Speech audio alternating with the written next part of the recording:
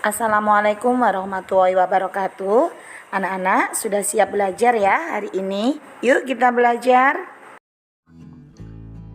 Pertama-tama kita akan belajar muatan bahasa Indonesia. Coba kalian lihat di hadapan kalian.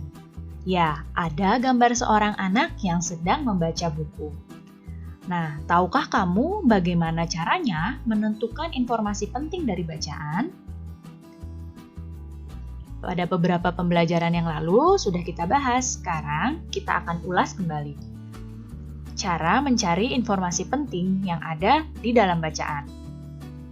Pertama-tama, kalian harus membaca teks tersebut dengan cermat. Kemudian, setelah dibaca, kalian tentukan ide pokok dari tiap paragrafnya. Setelah itu, kalian cermati ide pokok tersebut untuk mencari informasi penting di dalamnya. Dan tuliskan ide bacaan tersebut dalam bentuk peta pikiran. Sekarang kita akan coba membuat peta pikiran tersebut. Bacalah teks ini terlebih dahulu ya.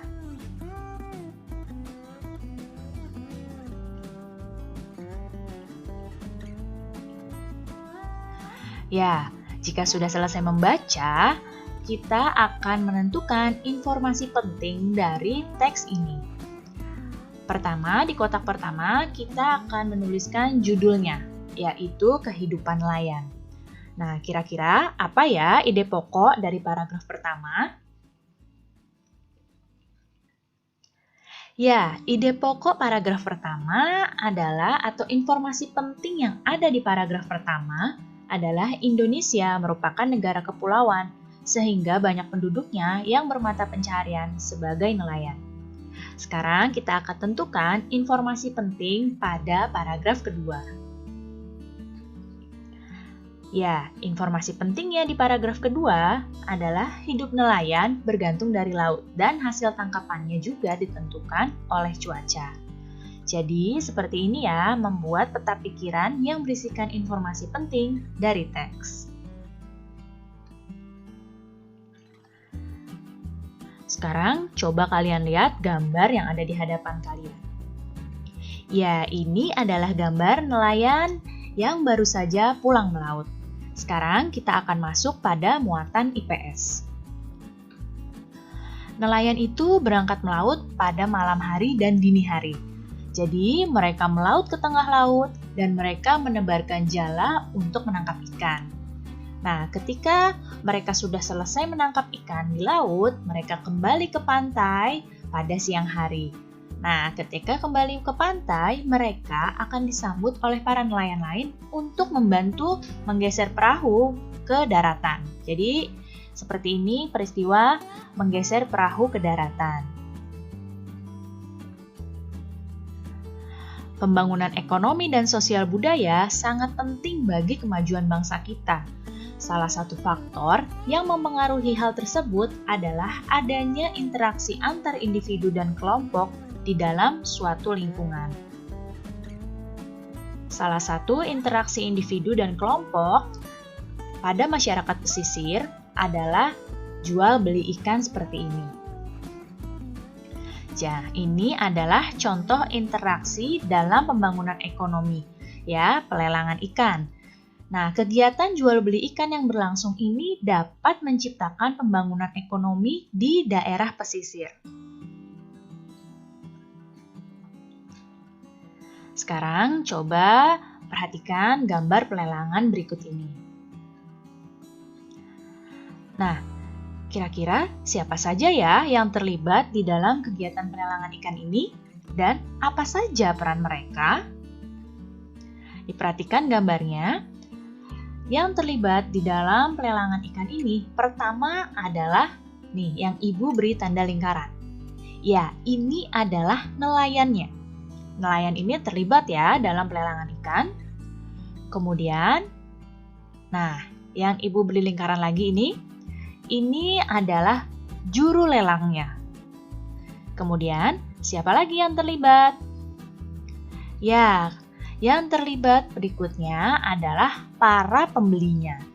Jadi ini ada beberapa orang yang terlibat dalam pelelangan ikan. ada nelayan, ada juru lelang, dan ada pembeli. Apa saja ya peran-peran mereka? Nah, sekarang diperhatikan kembali.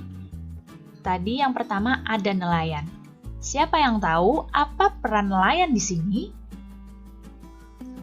Ya, peran nelayan dalam kegiatan ini adalah menangkap ikan di laut.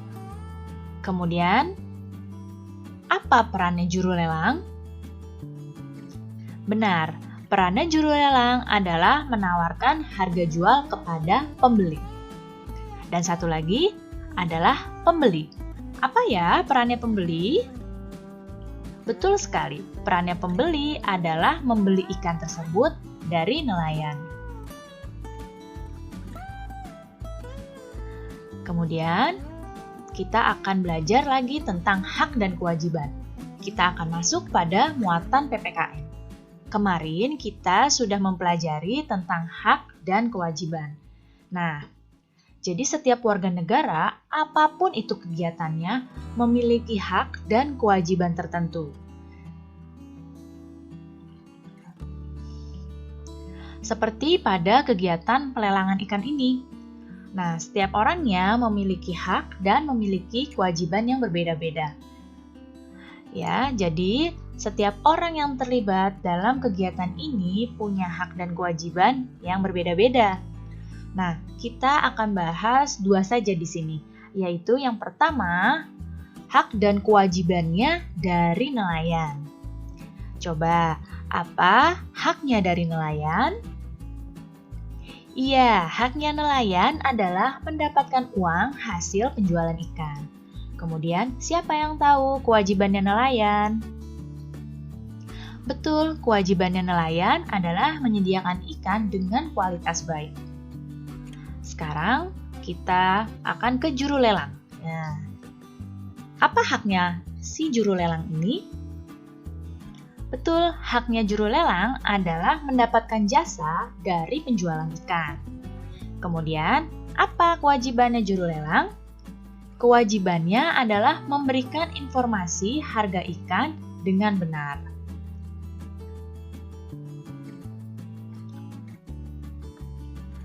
Ingat, dalam pelaksanaannya, hak dan kewajiban kita harus dilaksanakan dengan seimbang dan penuh dengan tanggung jawab. Siap ya menjadi orang yang melaksanakan hak dan kewajiban dengan penuh tanggung jawab? Jika kalian siap, kalian berarti anak-anak yang hebat. Baik anak-anak, cukup sekian ya penjelasan Ibu kali ini. Mudah-mudahan kalian paham dan mengerti. Untuk lebih memahami materi tersebut, Ibu akan memberikan tugas dan silakan kalian mengerjakan. Wassalamualaikum warahmatullahi wabarakatuh.